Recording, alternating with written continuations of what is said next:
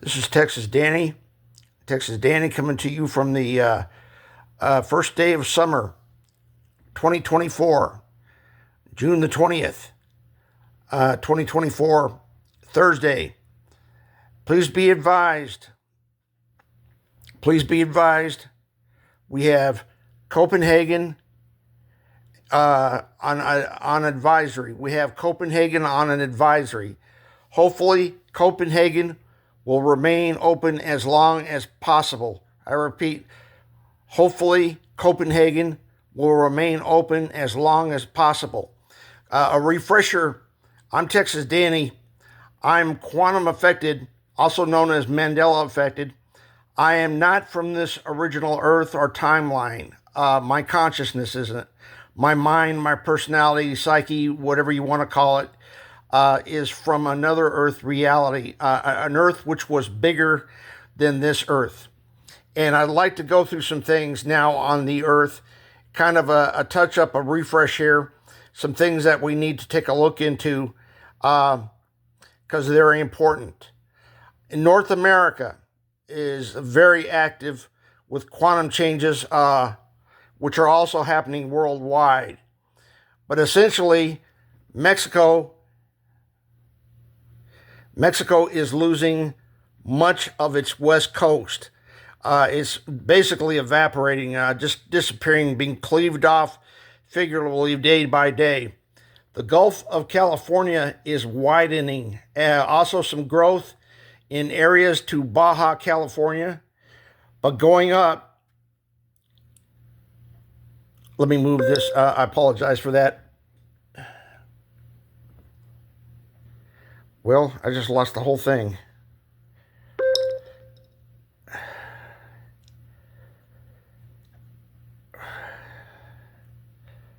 Give me a moment, please. I'll pull the Earth back up here. That street view, get that off there.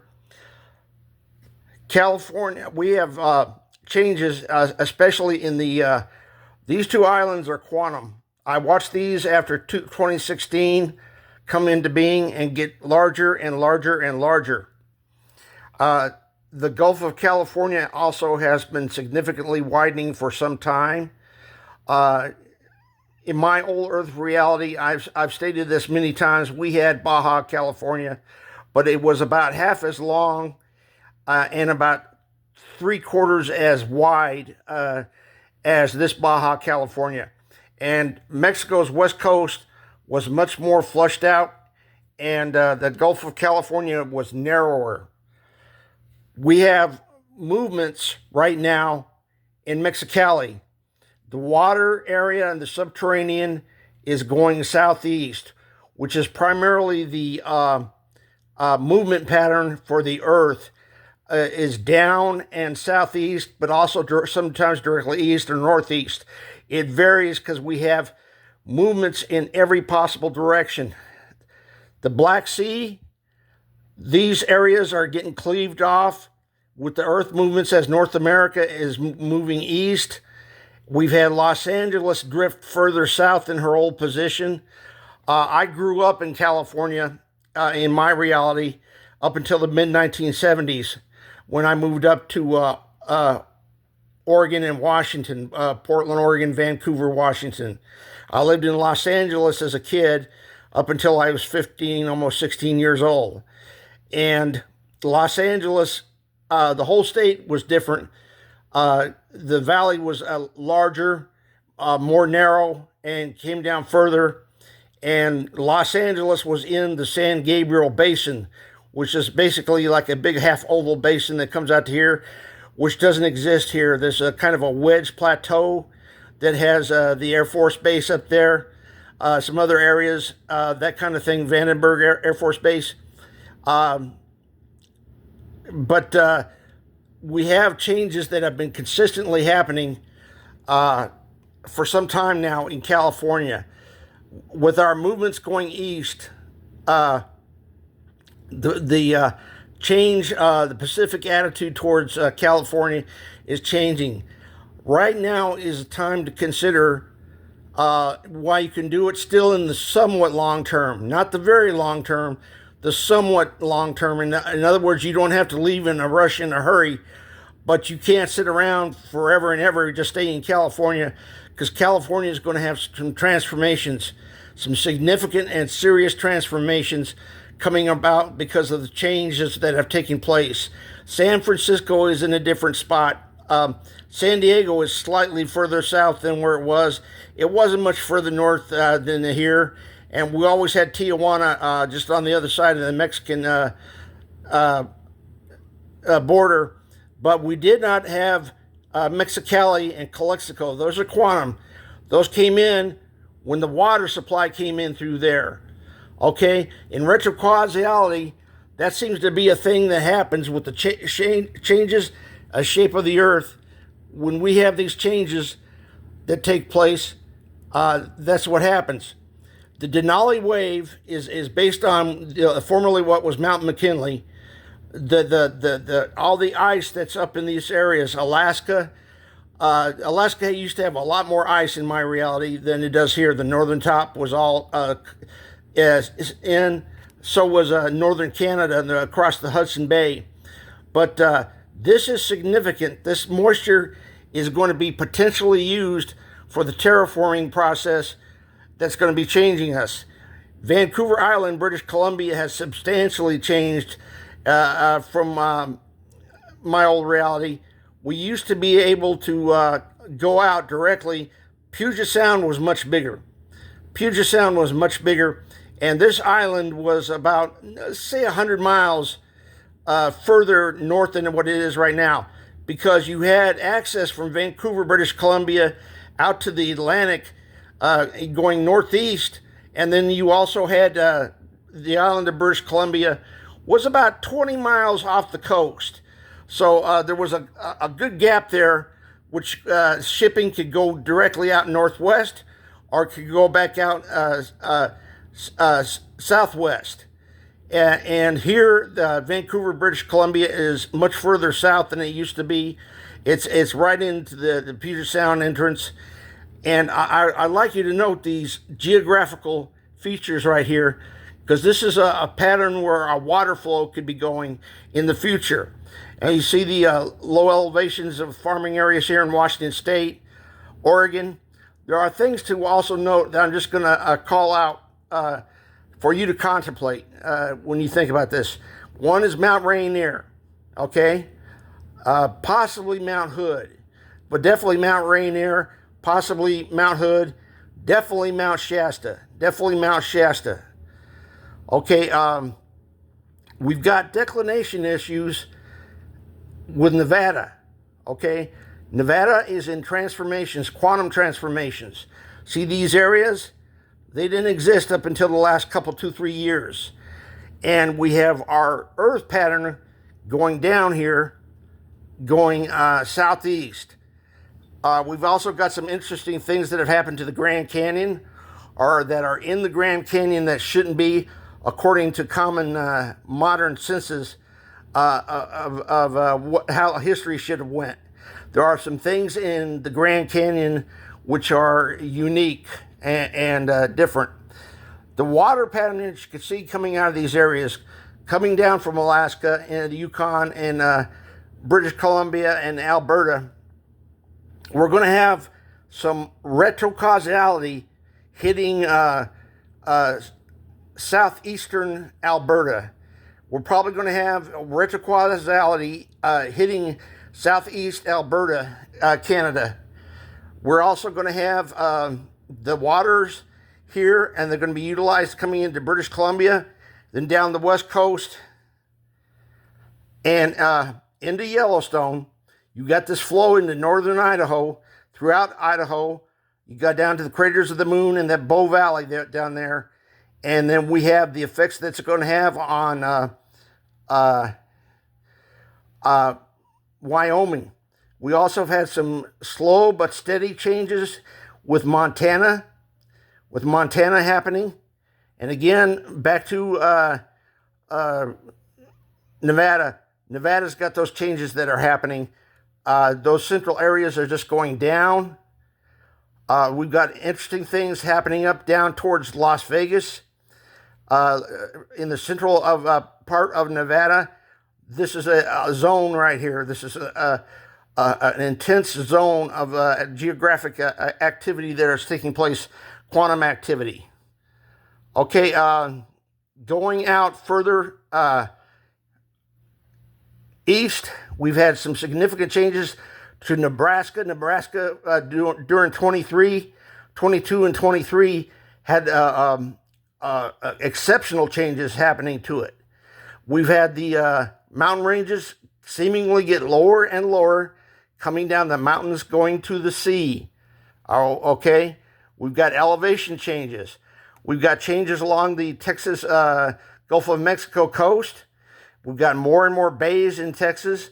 We've got our areas, say, for example, between Dallas and Houston has closed in, just like the distance between London, England, and Manchester, England shortened. So the distances between Dallas, Texas, and Houston, Texas, shortened up. And we've had some effects coming off the Rockies that have continuously went east. Okay, we've got the Mississippi in the subterranean. Okay, is going down. The Mississippi in the subterranean is going down further and further. The Gulf of Mexico is closing. Yucatan is moving further east. So is Cuba. Cuba's kind of tilted up and down at the same time. It used to run kind of a 3 o'clock to a 9 o'clock position south of Florida. Now here, it's taking a hard dive southeast. Besides that, I can't remember exactly how long it was. It's like 2,000 miles between New York and Miami. Miami was a direct drop below New York, like 2,000 miles to go on down there. And that's changed quite a bit. We've got some changes to Manhattan, which are very interesting. Manhattan continues to change. And there's water going into the Bronx, Brooklyn, that kind of thing like that. And the pattern of the islands, just like my finger of Manhattan, it used to be straight, just like my fingers used to be straighter. And it's taken a hook curve. And this caused a lot of the routing plans, the demonstration of the maps to change through here in Manhattan. And you've got those changes that are taking place all up and down the East Coast from New York, going down to Philadelphia, of course, into New Jersey. Maryland and Washington, D.C. have changed. We have continued changes happening. Well, it's went to 3D mode for some reason. It went to a house. What did it do that for?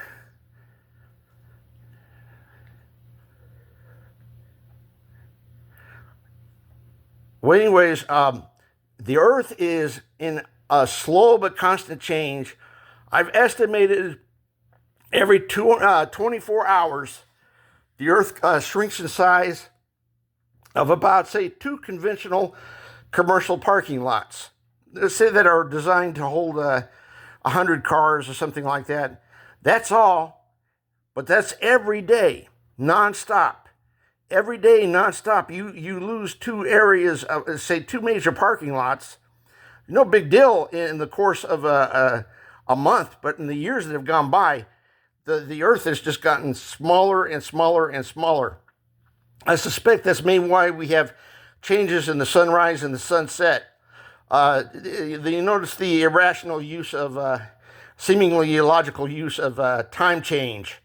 That's a tool, I believe, to kind of, things are covered up in some ways. Let me show you this drawing here.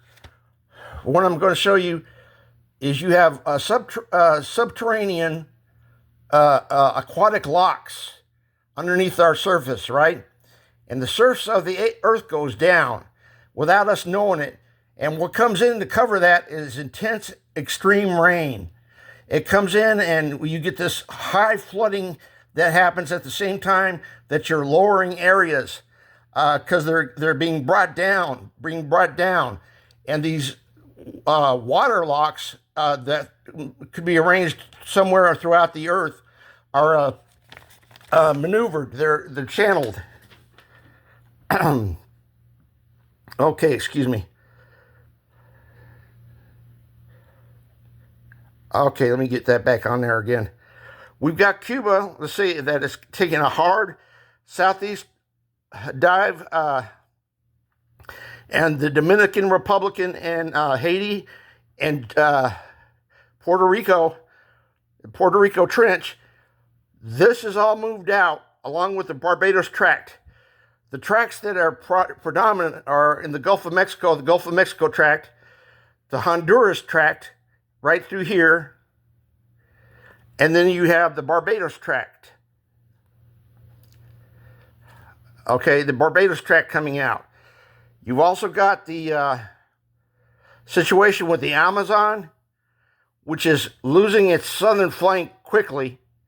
State of Mato Grosso, that kind of thing like that.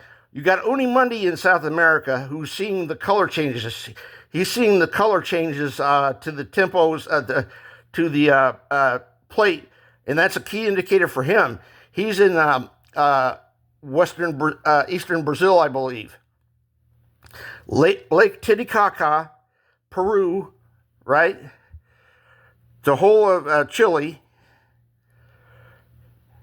You've got what, compared to my timeline, my reality, you got a huge change, a loss of stuff in Argentina. Argentina lost a huge amount of its eastern coast. Huge chunks of it are gone. And this is kind of flared out and is moving. This stuff that would normally take centuries and centuries that no human being, except for scientific analysis, could observe, I've seen since June of 2016. Right? You've got eastern Brazil becoming drier, but it's also moving out along in unison with Africa. You've got Eastern Africa in play. You've got the East African Rift happening right now. These areas are moving. In Lake Victoria has moved quite a bit. It used to be more or less predominantly in Uganda, with the bottom third, maybe at the most, bottom quarter basically in Tanzania, and that has changed. You've got changes going up to Kenya. You've got changes into Ethiopia, and we've got some extreme changes around the Red Sea. This area right in here has come in the last 3 years, since the 20s started. Built up and built up and built up, all the way to the Saudi capital. Okay, the Red Sea has quantum islands down here where the pin is. These quantum islands, these came into existence. I watched them grow. You've got the differences here with Egypt. Egypt is having changes, quite a bit of changes. We've got the Mediterranean closing up. The Mediterranean is dropping. We've got Crete. I think we're going to eventually see the Straits of Crete not too far long off in the future. We also have the mid part here. Jonathan Bardsley in the UK mentioned this to me. I was already aware of it, but it's a good indicator when we share things. Jonathan Bardsley in the UK told me, hey, Italy is closer now to the UK, and it is right across from here. There's a UK with a lot of freeway changes going on in the UK. A lot of freeway changes, especially up to between Hull and out to Liverpool. Okay, and from my reality, the top of Scotland is missing, but France has a concern, and I base this on the Geneva wave. The Geneva wave from where Geneva is and the lake at Geneva and Italy. I think France needs to put like a vanguard between Lyon and Dijon. Okay, Lyon up to Dijon, right? Because we're going to have more with the Geneva wave coming up in the future. That's going to be possibly integrated or involving CERN or not for sure on all that stuff like that. But you have the west coast of, the west part of the Mediterranean closing up fast, very, very fast. I mentioned this, and if you see some of the earlier videos that I've done, now the videos will update to the timeline that we're in. So you'll be looking in, and if you're a resident, you'll be seeing, I don't see anything except the same old, same old. That's one thing I want to emphasize to all of you who are residents here. You will see the same thing every day. Every day is a new day, is the same day. It's a reset, okay? This has moved up. For example, where Tunis is, Tunis used to be comparatively much further down here, and this ridge has come up from Tunisia, has come up very fast and closed. But we've got something going on, something big with the Sahara, with the causality that's happening. We got the Sahara changing in huge leaps and bounds. Maybe like 100 years for every year, probably more than that, probably 300 or 400 years for every year that's going by now, in response to these changes. As an Oscar, an American Oscar, as a soldier, I was stationed in Turkey. The radar base I was on has moved substantially, moved by many, many miles, and there is growth between there. I went to Samsun, Turkey, one time for dinner. It was a mistake because I stick it in my stomach, but I went there, and I looked the map over very carefully. We had a map of Turkey in our station, 505. In our station, we had a map of Turkey. This isn't it. Turkey's changed quite a bit. There was no Adana for me. There was no Adana. And Adana shows signs of heavy retrocausality coming in there. There's signs of heavy retrocausality coming into Adana right now. We also have significant signs going all around the Cairo area. There's a lot of changes there. There's a lot of changes in Egypt. But we've got also the Romania, the Carpathian, what I call the Carpathian Wheel. And the Aegean Sea has also another feature such as that. And that's why we've got Crete advancing slowly. I'll give you an idea what kind of stuff is happening. See how you have Turkey like this, right? In the past, and that's only like in the last couple of years, Turkey was more a 9 o'clock to 3 o'clock position, bigger, but it's gone down, gotten smaller, and then turned in the direction that's at now, going further south west. Greece, I mentioned the island of Thera. That's been changed. That name has changed there.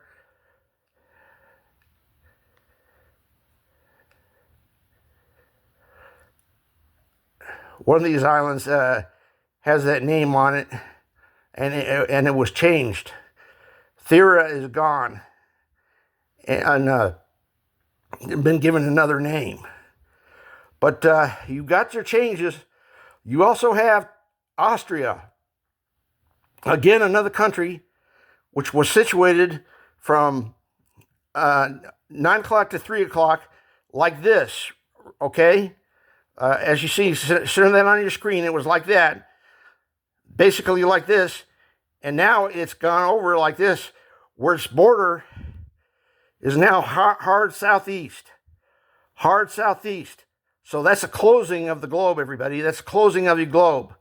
That's happening right now. The Baltics, everything else like that.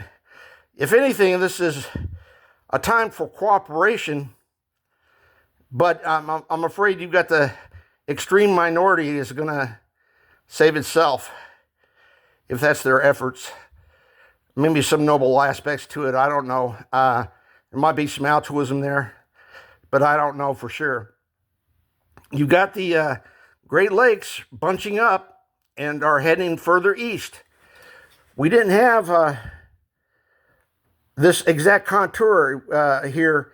Michigan wasn't cut up as much as it is, and the upper peninsula of Michigan, though, did not border, as Susie did not border Canada. That did not exist. Okay, getting a little shaky and a little tired, but this is a long one. We are still in slow movements, and I just, again, this is just a simple guesstimate. I would say that it's about say one general parking lot every 24 hours. One large parking lot goes missing from the earth, worth of size. Now, this is going to be playing into the future quite a bit. Antarctica, because of the ice reserves there and the draw off that's going to go to how the moisture is being funneled up into the atmosphere.